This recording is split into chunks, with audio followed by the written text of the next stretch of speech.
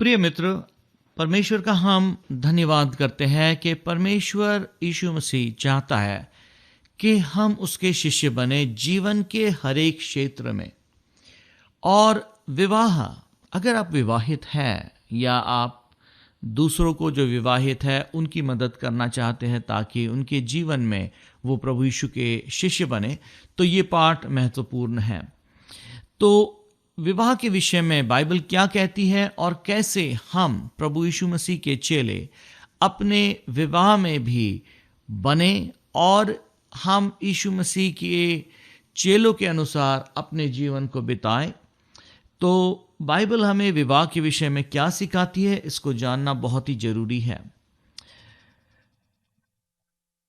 तो आइए हम आगे बढ़ते हैं और परमेश्वर के वचन को देखते हैं। जो पहला पाठ है वो है दो का एक होना। जब परमेश्वर ने आदम और हवा को बनाया तो उनके लिए यूं कहा, उत्पत्ति 2:24 में, और वे दो अलग दो एक होंगे, यूनाइटेड होंगे।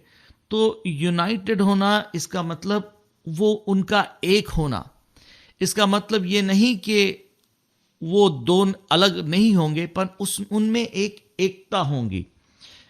जब ईश्वर ने मनुष्य को बनाया तो मनुष्य को ईश्वर ने त्रिएक बनाया, अर्थात एक आत्मिक जीव बनाया, आत्मा, और एक प्राण। प्राण वो हिस्सा है जहां पर इंसान सोचता है, इंसान इरादे करता है, इच्छाएं दर्शाता है, और जहां पर भावनाएं या इमोशंस होते हैं। और फिर शरीर वो हिस्सा है जिसके 5 तत्व है, जिससे हम दुनिया को पहचानते हैं। तो परमेश्वर ने मनुष्य को त्रिएक बनाया है। सिर्फ आदमी को ही नहीं परंतु औरत को भी, पुरुष को और स्त्री को, दोनों को इसने त्रिएक बनाया है। और ये जो एकता है, ये एकता में भी एक त्रिएकता है। बाइबल बताती है कि परमेश्वर चाहता है कि एक स्त्री और एक पुरुष का संबंध हो, और परमेश्वर ने इस तरीके से ही अदन के बगीचे में पर आदम के लिए एक स्त्री बनाया था, अनेक नहीं। और स्त्री के लिए, हवा के लिए प्रभु ने एक आदम को नियुक्त किया था, अनेक को नहीं। बाइबल बताती है 1 कोरिन्थियों 7:2 में, परंतु व्यभिचार के डर से हर एक पुरुष की पत्नी और हर एक स्त्री का पति हो। तो यहाँ पर फिर बाइबल बताती है कि किस तरीके से परमेश्वर ने एकता बनाई है, एक पति एक पत्नी। तो प्रिय मित्र, बाइबल चाहती है कि इस पति पत्नी दंपति के बीच में एक प्रेम हो, एक नज़दीकी हो, और एक प्रेम की भावना हो। और उतना ही नहीं, फिर एक स्त्री और पुरुष अपना शरीर भी एक दूसरे के साथ बांटते हैं। और ये जो एकता है, जिसको हम कहते हैं आत्मिक एकता और मानसिक एकता, अर्थात मन में, विचारों में, इरादों में, और फिर शारीरिक एकता। आत्मिक एकता बहुत महत्वपूर्ण है। तो जैसे कि हमने देखा, एक पति आत्मा, प्राण और शरीर है, उसी प्रकार एक पत्नी भी आत्मा, प्राण और शरीर है। और अब जब दो को प्रभु इकट्ठा करता है, जब दो को प्रभु एक साथ जोड़ता है, तो सर्वप्रथम उनके अंदर एक आत्मिक एकता परमेश्वर पैदा करना चाहता है। और ये कारण है कि परमेश्वर ने हमेशा इस रिश्ते के विषय में और हर एक घनिष्ठ रिश्ते के विषय में कहा है कि तुम एक असमान जुए में ना बंधो, क्योंकि विवाह जो है वो एक कमिटमेंट है, एक समर्पण है। और ये समर्पण की जो प्रतिज्ञा है बहुत महत्वपूर्ण है। बाइबल बताती है गिनती 30:2 में, जब कोई पुरुष यहोवा की मन्नत माने या अपने आप को वाचा से बांधने के लिए शपथ खाए, तो वह अपना वचन ना टाले, क्योंकि जो उसके मुंह से निकला हो उसके अनुसार वह करे। तो जब एक पति पत्नी एक दूसरे के साथ परमेश्वर के सामने वाचा बांधते हैं, तो ये वाचा जो है, ये वाचा उन्होंने अपने सुइच्छा से बांधी है। और जब वो ऐसा करते हैं, परमेश्वर उस इच्छा को और उस वाचा को आशीष देता है, क्योंकि उन्होंने परमेश्वर के सामने ये वाचा बांधी है। बाइबल बताती है दूसरे कोरिन्थियों के 12 अध्याय के 15वें वचन में, मैं तुम्हारी आत्माओं के लिए बहुत आनंद से खर्च करूंगा, वरन अपने आप भी खर्च हो जाऊंगा। क्या जितना बढ़कर मैं तुमसे प्रेम रखता हूं, उतना ही घटकर तुम मुझसे प्रेम रखोगे? तो एक प्रश्न है यहाँ पर कि अगर मैं तुमसे इतना बढ़कर प्रेम करता हूं, क्या तुम मुझसे प्रेम करोगे? हरगिज नहीं। तो प्रिय मित्र, क्या आपके विवाह में आपने जब ये वाचा बांधी है, ये प्रॉमिस किया है, ये कसम खाई है, तो इसके निभाने के लिए आपने भी एक दृढ़ विश्वास किया है? बाइबल बताती है कि जब हमारे जीवन में हो सकता है कि किसी कारणवश, हो सकता है प्रभु में आने से पहले या और किसी कारणवश, हमारे रिश्ते में एक जन है जो अविश्वासी है, तो इस बात को भी समझना बहुत जरूरी है। यदि कोई भाई की पत्नी विश्वास न रखती हो और उसके साथ रहने से प्रसन्न हो, इसका मतलब पत्नी विश्वास तो नहीं रखती, प्रभु में नहीं है, पर वो उसके साथ रहना पसंद करती है, उसे तकलीफ नहीं है, तो बाइबल बताती है कि तो वह उसे ना छोड़े। जिस स्त्री का पति विश्वास ना रखता हो और उसके साथ रहने से प्रसन्न हो, वह पति को ना छोड़े, क्योंकि ऐसा पति जो विश्वास ना रखता हो वह पत्नी के कारण पवित्र ठहरता, और ऐसी पत्नी जो विश्वास नहीं रखती पति के कारण पवित्र ठहरता। तो इसका मतलब ये है कि अगर हो सकता हमारे विवाह में जो दूसरा जन है वो विश्वासी ना भी हो, परंतु अगर वो हमारे साथ रहने के लिए खुश है, तो बाइबल बताती है कि हमको फिर भी इस विवाह में कमिटेड रहना है। और इसलिए पति और पत्नी का जो रिश्ता है जरूरी है कि दोनों विश्वासी हो, परंतु अगर ऐसी हालत नहीं है तब भी पति और पत्नी को एक दूसरे के साथ कमिटेड रहना है, ये बाइबल सिखाती है। आज प्रश्न जो आपके सामने है वो ये है, क्या आप अपने पति के साथ या पत्नी के साथ एक आत्मिक घनिष्ठता को अनुभव कर रहे हैं? क्योंकि ये परमेश्वर की इच्छा है। उतना ही नहीं, परमेश्वर चाहता आत्मिक घनिष्ठता के साथ एक समर्पण भी हो। अगर आत्मिक घनिष्ठता ना हो पाए किसी कारणवश, तो भी समर्पण होना बहुत जरूरी है, क्योंकि ऐसा होने से उसका भारी असर जीवन पर पड़ेगा। और जैसे हमने वचन में पढ़ा, एक पति के ऊपर और एक पत्नी के ऊपर जो विश्वासी है उसका एक गहरा असर पड़ेगा। अब जो दूसरी जो निकटता है वो है प्राण में। प्राण है, जैसे हमने पहले स्टडी किया, माइंड, विल और इमोशन। मन, मस्तिष्क जिससे हम सोचते हैं, विल या हमारे इरादे या हमारी इच्छाएं, और इमोशंस जो है वो है हमारी भावनाएं, हमारे जज्बात। परमेश्वर की इच्छा ये है कि हमारी सिर्फ आत्मिक ही नहीं परंतु प्राण में भी एकता हो। बाइबल बताती है, पहला पत्रस उसके 3 अध्याय और 7वें और 8वें वचन में, वैसे ही हे पतियों, पतियों के लिए जब लिखा है उसको पत्नियां भी सोच सकती है, उसी तरीके से तुम भी बुद्धिमानी से पत्नियों के साथ जीवन निर्वाह करो और स्त्री को निर्बल पार जानकर उसका आदर करो, यह समझकर हम दोनों जीवन के वरदान के वारिस हैं, जिससे तुम्हारी प्रार्थनाएं रुक ना जाए। अतः सब के सब एक मन और कृपामय और भाईचारे की प्रीति रखने वाले और करुणामय और नम्र बनो। तो यहाँ पर मन की एकता के बारे में हम पढ़ते हैं। परमेश्वर चाहता है कि हमारे जीवन में, विवाहित जीवन में, मन में भी एक नज़दीकी हो, एक निकटता हो, और इसको डेवलप करने की आवश्यकता है। पहला, जब हम इसको समझेंगे कि परमेश्वर की ये योजना है, फिर उसके बाद हम उसको डेवलप करना शुरू करेंगे। तो जबकि ये विचार अब आपके सामने परमेश्वर ने प्रस्तुत किया है और उसके वचन में हमने देखा है, तो मनोवैज्ञानिक रूप से हमें सोचना है कि किस तरीके से हम एक दूसरे के साथ एकता को लाएं। पर अगर एक दूसरे में धोखा है, एक दूसरे में कपट है, एक दूसरे में छिपाना है, तो आपको इस मनोवैज्ञानिक रीति से एकता की खुशी आप अनुभव नहीं करेंगे।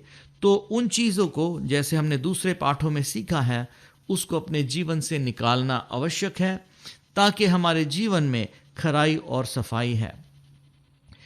बाइबल कहती है, श्रेष्ठ गीत उसके 8वें अध्याय के 13 वचन में, तू जो बारियों में रहती है और मेरा मित्र तेरा बोल सुनना चाहता है, और तुझे भी और मुझे भी सुनने दे। तो यहाँ पर मानो एक दिल की कराहट है, मैं तेरे विचार सुनना चाहता हूँ, मैं तेरे जज्बात सुनना चाहता हूँ, मैं तेरी ख्वाहिशें सुनना चाहता हूँ। कई बार पति पत्नी के रिश्ते में ऐसे होता है कि वो अपने जज्बात एक दूसरे से नहीं बांटते, अपने विचार एक दूसरे से नहीं बांटते। ऐसा करने से होता ये कि उनके प्राण में, उनकी मनोवैज्ञानिक रीति से एकता नहीं होती। आत्मिक एकता के लिए हमें आत्मिक बातें एक दूसरे के साथ बांटना चाहिए। सर्वप्रथम आत्मिक रीति से एकता के लिए दोनों के लिए जरूरी है कि दोनों विश्वासी हो, और मनोवैज्ञानिक रीति से इस तरीके से एकता डेवलप होंगी जब हम अपनी भावनाएं एक दूसरे को बताएंगे, जब हम अपने इरादे एक दूसरे को बताएंगे, जब हम अपने विचार एक दूसरे को बताएंगे, अपने ख्याल एक दूसरे को बताएंगे। और इसके लिए हमें वक्त लगाने की ज़रूरत है। तो सिर्फ यही नहीं कि ये समझना ही काफ़ी है, परंतु इसको हमारे जीवन में डेवलप करना जरूरी है। तो अगर आत्मिक रीति से समर्पण की आवश्यकता है, तो मनोवैज्ञानिक रीति से नज़दीकी के लिए हमें समझने की ज़रूरत है। आत्मिक रीति से समर्पण की आवश्यकता है और मनोवैज्ञानिक रीति से समझने की, एक दूसरे को समझने की। तो समझने के लिए हमें सुनने की आदत करना चाहिए। हम में से कई बोलने में बहुत अच्छे हैं, पर सुनने में हम अच्छे नहीं हैं। हमको अच्छा सुनने में भी बनना है। फिर तीसरा जो है वो है शारीरिक नज़दीकी। इसको हम कहेंगे कि देह में एकता। तो जैसे कि हमने पहले भी देखा, बाइबल कहती है विवाह सब में आदर की बात समझी जाए और विवाह का बिछौना निष्कलंक रहे, क्योंकि परमेश्वर व्यभिचारियों और परस्त्री गामियों का न्याय करेगा। प्रिय मित्र, बाइबल कहती है कि शरीर में भी हम एक दूसरे को जब नज़दीकी से जानते, उसमें पवित्रता हो और स्वतंत्रता हो, जिसमें हम एक दूसरे को अपनी ख्वाहिशें, अपनी इच्छाएं स्पष्टता से प्रदर्शित कर सकते हैं। एक वचन जो बाइबल बताती है, उत्पत्ति 2:25 में, आदम और उसकी पत्नी दोनों नंगे थे पर लजाते नहीं थे। तो एक दूसरे के सामने शारीरिक रीति से भी जब एक खुलापन होता है, एक स्पष्टता होती है, और ये प्रेम एक घनिष्ठ प्रेम जो शारीरिक प्रेम भी है, ये भी बहुत महत्वपूर्ण है। पहला कोरिन्थियों 7:3 में इसी चीज़ को पौलुस बताता है, पति अपने पत्नी का हक पूरा करे और वैसे ही पत्नी भी अपने पति का। एक बहुत सिंपल वचन है, पर बहुत ही जरूरी वचन भी है, और ये कहता है कि तुम एक दूसरे की शारीरिक ज़रूरतों की तरफ ध्यान दो।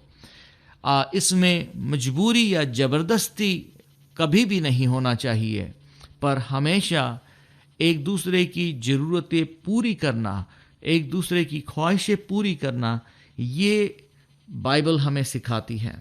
कई बार इसमें रुकावटें आ जाती हैं। रुकावटों के कई कारण हो सकते हैं। कई बार रुकावटें के कारण ये होंगे कि इस क्षेत्र में हो सकता कोई छिपा हुआ पाप है, और जब ऐसा होता है तो एक दूसरे से दूरी हो जाती है। परमेश्वर ने ये नज़दीकी, सेक्स की नज़दीकी परमेश्वर ने स्थापित की है, और इसको परमेश्वर ने विवाह के संबंध में ही बनाया है। और इसलिए बाइबल कहती है पहला कोरिन्थियों 6:18 में, व्यभिचार से बचे रहो। जितने अन्य पाप मनुष्य करता है वे देह के बाहर है, परंतु व्यभिचार करने वाला अपनी देह के विरुद्ध पाप करता है। तो व्यभिचार एक पाप है जो मनुष्य अपने देह के अंदर करता है, और इससे एक गहरा असर एक व्यक्ति के जीवन पर पड़ता है, और परमेश्वर चाहता है कि हमारे जीवन में इस पाप से हम बचे रहें।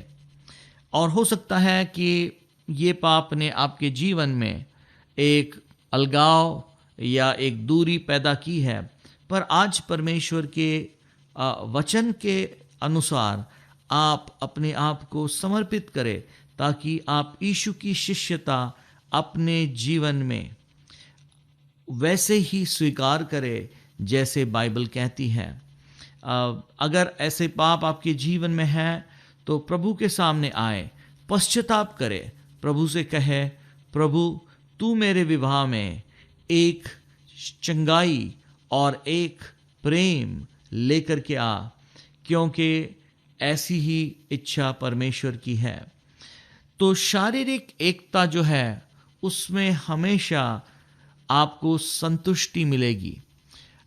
शारीरिक एकता इस विवाह के संदर्भ के बाहर अगर आप ये खुशी ढूंढ रहे हैं तो आपको क्षणिक खुशी तो मिलेगी, पर संतुष्टि कभी नहीं मिलेगी, क्योंकि बनाने वाले ने आपको उसी प्रकार बनाया है। तो प्रिय मित्र, जबकि आज इन वचनों को हम देखते या सुनते हैं, बाइबल हमें बताती है कि आपको अपने जीवन साथी को सिर्फ अपने शब्दों से ही नहीं, पर अपने जीवन से प्रेम रखना है।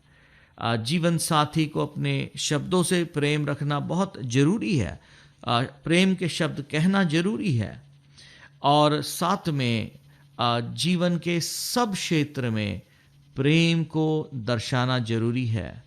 इस बात को जानना है कि प्रभु ने जो जीवन साथी आपको दिया है उसके साथ आप प्रेम के साथ व्यवहार करें। आपके पति और पत्नी के बीच में प्रेम हो, समझ हो, और उतना ही नहीं, एक नज़दीकी हो। क्या आज आपके जीवन साथी को आप एक क्रूर शब्दों के साथ बातचीत करते हैं? क्या आपके मुंह से गंदे शब्द निकलते हैं? मुझे बहुत अच्छा लगता जब मैं अब्राहम और सारा के बारे में पढ़ता। पहले उनका नाम अब्राहम और साराय था, प्रभु ने जब दोनों के नाम बदले, उसने प्रभु का नाम अब्राहम का नाम अब्राहम कर दिया, अब्राहम से अब्राहम, और साराय से उसका नाम सारा किया। उसके जो मूल शब्द है, अब्राहम का मतलब है बहुत से राष्ट्रों का पिता, और सारा का मतलब है राजकुमारी। तो आप सोचिए, अब्राहम और सारा एक दूसरे को जब बुलाते थे मूल भाषा में, तो ऐसे कहते होंगे। जब अब्राहम अपने पत्नी सारा को पुकारता था, वो कहता था, राजकुमारी तू कहाँ है? और वो जवाब देती होंगी, बहुत से राष्ट्रों के पिता, तुम कैसे हो? तो देखो कितने ही खूबसूरत लफ्जों से वो एक दूसरे को पुकारते थे। प्रिय मित्र, आज आप एक आत्मिक, मनोवैज्ञानिक और शारीरिक प्रेम में अपने जीवन साथी के साथ आगे बढ़े। बाइबल बताती है इफिसियों 4:29 में, कोई गंदी बात तुम्हारे मुंह से ना निकले, पर आवश्यकता के अनुसार वही निकले जो उन्नति के लिए उत्तम, ताकि सुनने वाले पर अनुग्रह हो। तो प्रेमी मित्र, आपके लिए आवश्यक है कि पत्नी के साथ, पति के साथ आप बहुत अच्छी तरीके से व्यवहार करें। फिलिपियों 2:3 में लिखा है, विरोध या झूठी बढ़ाई के लिए कुछ ना करो, पर दीनता से एक दूसरे को अपने से अच्छा समझो। कई बार विवाह में पति पत्नी से अपने आप को बेहतर समझता है, और कई कारण उसके लिए हो सकते है वो ज़्यादा पढ़ा लिखा हो, कमाने वाला वो हो, पर कई बार पत्नी भी इस तरीके से सोच सकती, क्योंकि हो सकता वो ज़्यादा सुंदर हो, या वो अच्छे घर से आती हो, या ज़्यादा पढ़ी लिखी हो, या ज़्यादा कमाती हो।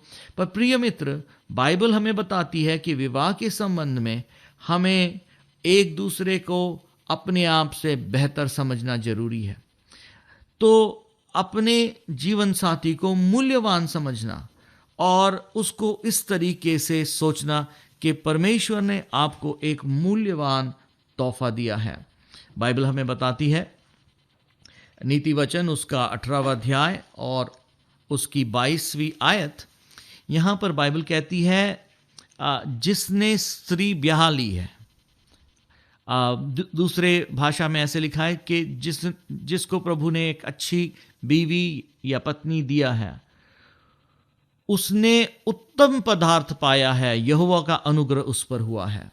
तो इस तरीके से दूसरे को बेहतर समझना, ये आपके लिए बहुत महत्वपूर्ण है, परमेश्वर के तरफ से तोहफा समझना। फिर दूसरा, एक और जो बहुत ही महत्वपूर्ण चीज़ है, वो ये है कि सेक्स जो है या यौन संबंध जो है, वो केवल विवाह के लिए है।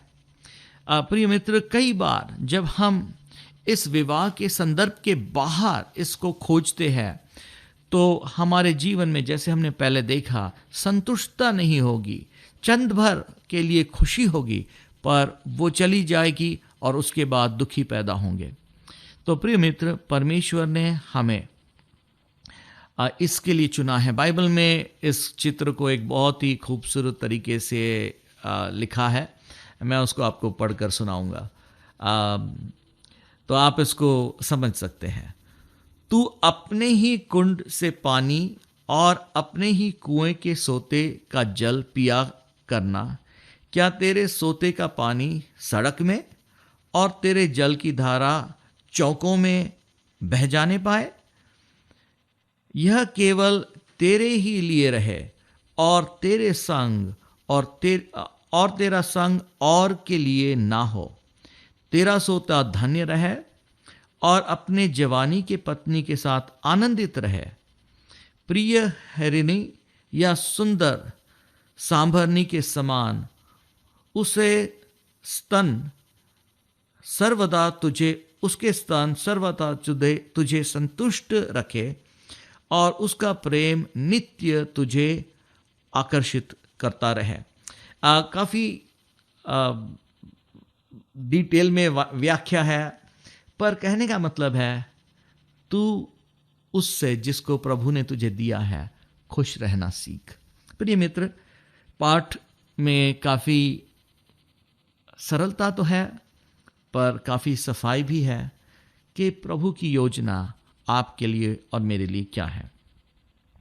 अंत में एक वचन की तरफ ध्यान ले जाना चाहूँगा कि हमें अपने जीवन पर सोचना है। आज आपके विवाहित जीवन में, अगर आप विवाहित हैं, आपके पति के साथ, पत्नी के साथ कैसा व्यवहार है? क्या आप में आत्मिक नज़दीकी है? क्या एक समर्पण है? क्या मन, दिमाग, प्राण, विचारों में आप में नज़दीकी है? क्या आप एक दूसरे को समझते हैं? क्या आपने समझने के लिए वक्त निकाला? शारीरिक क्या आप में एकता और नज़दीकी है? क्या संतुष्टि है? क्या आप संतुष्ट हैं? अगर नहीं तो परमेश्वर चाहता कि यह आपके जीवन में हो। भजन संहिता 119 और उसका 59वां वचन, मैंने अपनी चाल चलन को सोचा।